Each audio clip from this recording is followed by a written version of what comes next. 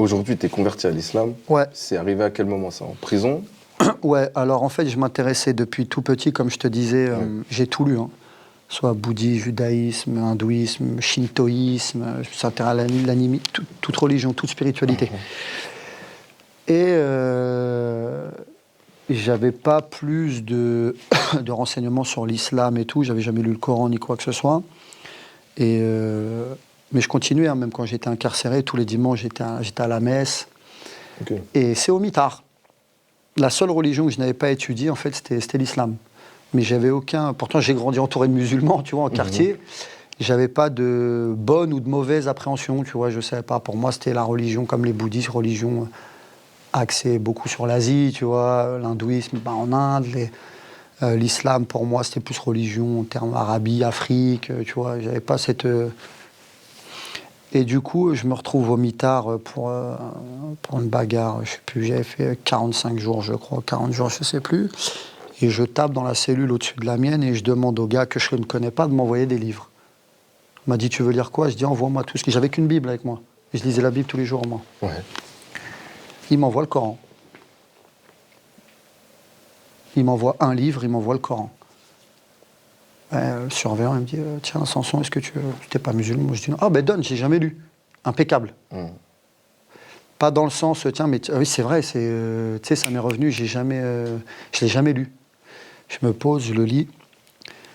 Et quand tu lis, voilà, je veux pas faire je reste très discret, moi, sur la spiritualité, parce que justement, j'ai pas le comportement du bon musulman, tu vois, moi, je le sais. Tu vois, quand je parle, souvent, je suis vulgaire, je suis machin, tout ça, j'essaye de le corriger. Et j'essaye d'avoir le...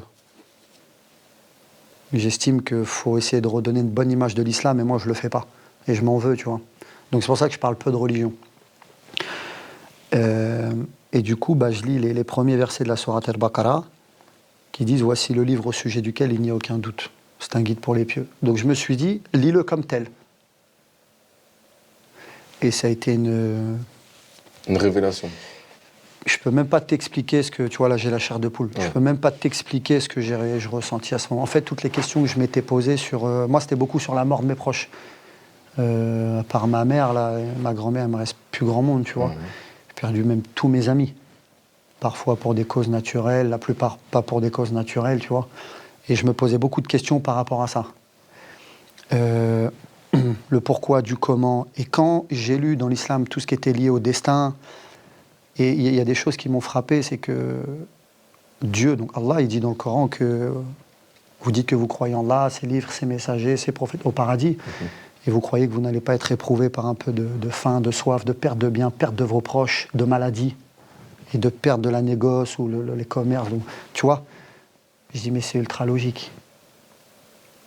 Ta raison humaine, elle te pousse à te dire que mais Dieu, Dieu sait, vous ne savez pas. Il y a des choses qui sont un bien pour vous, mais nous, on les déteste. Il y a des choses que vous détestez qui sont un bien. Il y a des choses qu'on aime. C'est ultra logique. Et tu vois, je reprends tout le temps, moi, cette phrase-là, quand je discute de religion avec des amis. Quand demain, tu veux aller à Disneyland, tu payes l'entrée. Pour payer cette entrée, tu te lèves le matin, c'est chiant, tu vas à l'usine, tu vas travailler, donc tu te sacrifies pour ça. C'est comme ça que je vois la religion. Mon entrée au paradis, elle doit me coûter ici-bas. Perte de biens. Et quand tu lis que Dieu n'éprouve que les gens qu'il aime, ou alors que c'est pour purifier de certains péchés, qu'est-ce que tu veux de plus? Dans les deux cas, c'est un bienfait. Tu vois ce que je veux dire? Et en fait, ça m'a été d'une... Je ne sais même pas comment t'expliquer ça. Toutes les épreuves que j'ai vécues, et toutes celles qui sont survenues par la suite, j'ai plus du tout la même approche.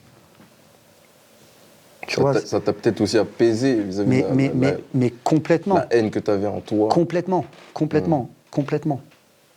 À partir de ce moment-là, en détention, le temps de pratiquer correctement, d'étudier les textes, j'ai tout arrêté. Les trafics, j'ai tout arrêté. Que ce soit les trafics de stupes, de vente des téléphones, de machin, plus de bagarres. Donc ça a vraiment été révélateur. T'as même pas idée. Ouais. J'étais incarcéré en 2008. Je crois que la dernière fois que j'ai dû aller au mitard, ça doit être 3 ans après. Donc pendant 7-8 ans, plus de soucis disciplinaires. Ça t'a changé. Les soucis disciplinaires que j'ai eus, c'était justement lié à la religion. Parce que du coup, on m'a collé une étiquette de radicalisé, converti. Oui. Parce que moi, j'étais incarcéré à l'époque où malheureusement, il y a eu tous les attentats en France, tous ces trucs-là. Ils faisaient des razzias en détention.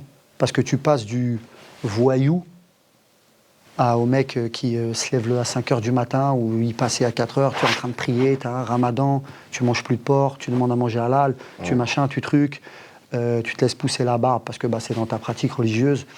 Il n'y a rien de radicalisant. Je suis juste un musulman pratiquant. Tout simplement, tu vois. Donc, ça a été conduite ensuite en isolement. Hein. Tout simplement. Un vrai déclic, en tout cas. Ah, pour ma part, ouais. Ouais. C'est très important. Et qui, je l'espère, va continuer parce que je me suis jamais senti aussi bien dans ma vie que pendant ces 3 années d'isolement. Tout le monde me demande, dans mes proches, comment tu as fait pour tenir, parce que j'ai été isolé 3 ans total. Pas de télé, que de la lecture. Il y a des moments où je récupérais la télé parce que j'avais besoin, tout ça, nanana, mais j'avais plus de soucis. Pourtant, j'étais dans le pire endroit du monde, dans des conditions, je ne vais pas dire inhumaines, on reste en France, mais l'isolement, il faut savoir que tu vois personne. Tu es 24/24, tout seul. Quand tu te déplaces, tu es menotté, tu es avec 7-8 mecs autour de toi. C'est dur. C'est un peu les quartiers de haute sécurité à l'ancienne, tu vois. C'est tout un... On te transfère régulièrement, on te change la cellule, c'est des fouilles régulièrement, on te fout à poil régulièrement. Ça, après, c'est leur taf, tu vois. Mais ce que je veux dire, le contact humain, il n'existe plus. T'es une bête, tu vois. Et moi, je me suis jamais senti aussi bien que dans ce moment-là. Parce que je me plongeais dans les textes. Je me plongeais. Et c'est incroyable. En fait, comme je le dis tout le temps, la foi, elle ne s'explique pas, il faut la vivre. Tu vois, il faut la vivre. C'est dur à expliquer, tu vois. Si demain, il y a des non-croyants qui nous regardent, tu vois, on dirait qu'ils sont complètement illuminés, ceux-là, tu vois. Mais ça, moi, je comprends leur point de vue, tu vois. Je le comprends, tu vois.